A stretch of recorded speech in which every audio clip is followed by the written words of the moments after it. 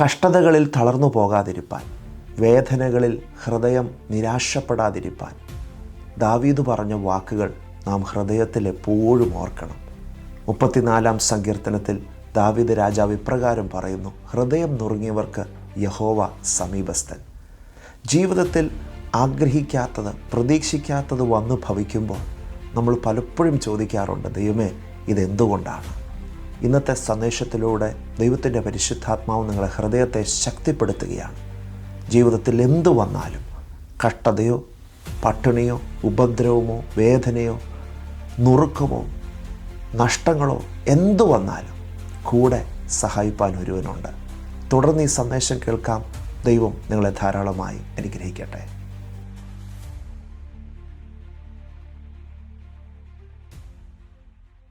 എൻ്റെ എല്ലാ മാന്യ പ്രേക്ഷകർക്കും വേഗം വരുന്നവനായ യേശുക്രിസ്തുവിൻ്റെ നാമത്തിലുള്ള സ്നേഹവന്ദനം. അല്പനിമിഷം ദൈവവചനത്തിൽ നിന്നുള്ള ചിന്തകൾ നമുക്ക് ഒരുമിച്ച് ധ്യാനിക്കാം. ഇന്നത്തെ വചനധ്യാനത്തിനായിട്ട് 34-ാമത്തെ സങ്കീർത്തനം അതിൻ്റെ 18-ാമത്തെ വാക്യം പ്രാരംഭത്തിൽ വായിക്കട്ടെ. അവിടെ ഇങ്ങനെ എഴുതിയിരിക്കുന്നു: ഹൃദയം നുറുങ്ങിയവർക്ക് യഹോവ സമീപസ്ഥൻ, മനസ്സ് തകർന്നവരെ അവൻ രക്ഷിക്കുന്നു. 34-ാമത്തെ സങ്കീർത്തനത്തിൻ്റെ തലക്കെട്ടിൽ ദാവീദിൻ്റെ സങ്കീർത്തനം എന്ന് എഴുതിയിട്ടുണ്ട്. ഇസ്രായേലിൻ്റെ രാജാവായ ദാവീദ് തൻ്റെ ജീവിത അനുഭവങ്ങളിൽ നിന്നുകൊണ്ട് ദൈവത്തെ പാടി സ്തുതിക്കുന്ന, ദൈവം ചെയ്ത നന്മകളെ ഓർക്കുന്ന ഒരു അനുഗ്രഹിക്കപ്പെട്ട സങ്കീർത്തനമാണ്. ഈ സങ്കീർത്തനത്തിലെ ഓരോ വാക്കുകളും വചനങ്ങളും നമ്മുടെ ഹൃദയത്തെ സന്തോഷിപ്പിക്കുകയും ധൈര്യപ്പെടുത്തുകയും ചെയ്യുന്ന വാക്കുകളാണ്. ജീവിത അനുഭവങ്ങളിൽ നിന്ന് ദൈവം ചെയ്ത നന്മകൾ ഒരു വ്യക്തി വിവരിക്കുമ്പോൾ അത് മറ്റുള്ളവർക്കും സന്തോഷമായി തീരും. ദാവീദ് അതാണ് ചെയ്തത്. തൻ്റെ ജീവിതത്തിൽ ദൈവം ചെയ്ത ഉപകാരങ്ങളെ താൻ മൂടി വെച്ചില്ല. താനത് എഴുതി, അത് പാടി ദൈവത്തെ മഹത്വപ്പെടുത്തി. ഇവിടെ 34-ാം സങ്കീർത്തനം 1-ാം വാക്യത്തിൽ പറയുന്നു: ഞാൻ യഹോവയെ എല്ലാ കാലത്തും വാഴ്ത്തും, അവൻ്റെ സ്തുതി എപ്പോഴും എൻ്റെ നാവിന്മേലിരിക്കും. അപ്പോൾ എല്ലാം നല്ലതായതുകൊണ്ടാണോ ദാവീദ് ഇങ്ങനെ പറയുന്നത്? ജീവിതത്തിൽ സംഭവിച്ചതെല്ലാം നല്ലതായിരുന്നില്ല. തിന്മകൾ കടന്നു വന്നിട്ടുണ്ട്. ഏറെ വർഷം സ്വന്തം ഭവനത്തിൽ നിന്ന് താൻ മാറി നിൽക്കേണ്ടി വന്നിട്ടുണ്ട്. ജീവനെ രക്ഷിക്കുവാൻ ഗുഹകളിൽ നിന്ന് ഗുഹകളിലേക്ക് ഓടിപ്പോയ സന്ദർഭങ്ങളുണ്ട്.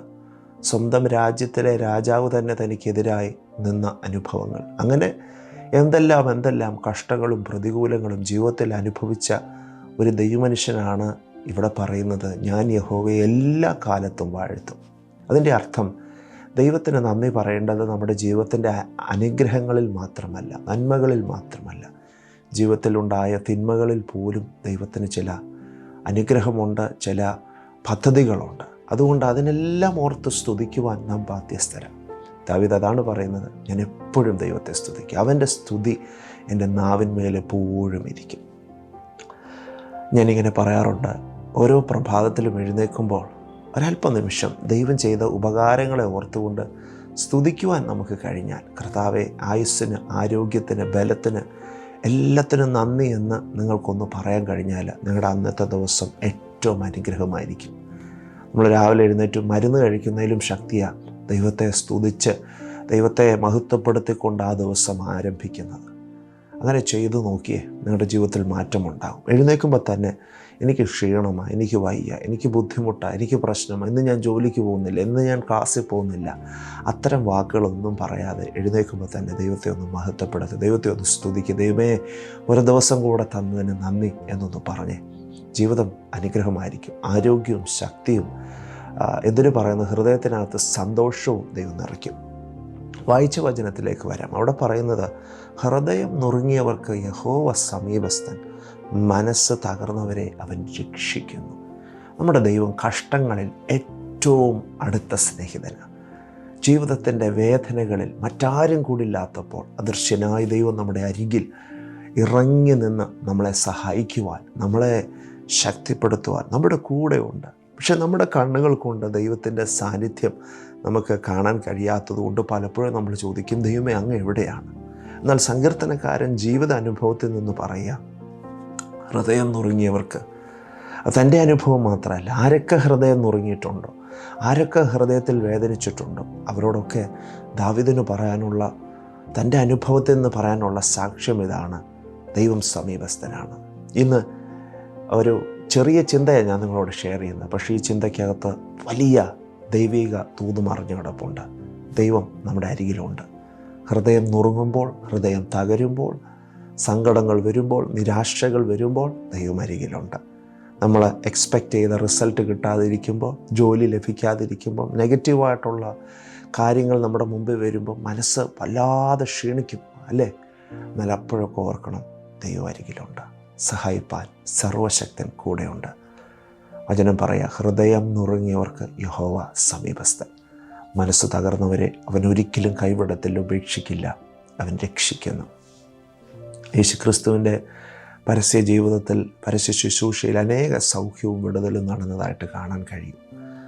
അതിൽ എന്നെ അത്ഭുതപ്പെടുത്തിയ സൗഖ്യങ്ങളിലൊന്ന് അന്ധൻ്റെ സൗഖ്യമാണ്. അവൻ വഴിയരികിൽ ഇരുന്നു കൊണ്ട് യേശുവിനെ വിളിക്കുകയാണ്, യേശുവേ ദാവീദ് പുത്രാ, എന്നോട് കരുണ തോന്നണമേ. എല്ലാവരും അവനോട് പറഞ്ഞു, യേശു ആ വഴി പോയി കഴിഞ്ഞു, നീ മിണ്ടാതിരിക്കുക. അവനെ പറഞ്ഞ് ശാസിച്ച് അവൻ്റെ ശബ്ദം അടക്കി വെക്കാൻ ശ്രമിക്കുമ്പോൾ യേശു ആ ശബ്ദം കേട്ടു. അവൻ മടങ്ങി വന്ന് ഈ അന്ധനെ സൗഖ്യമാക്കി. നോക്കുക, എല്ലാവരും അവഗണിച്ച ഒരു വ്യക്തിത്വമാണ് ഈ അന്ധനായ മനുഷ്യൻ.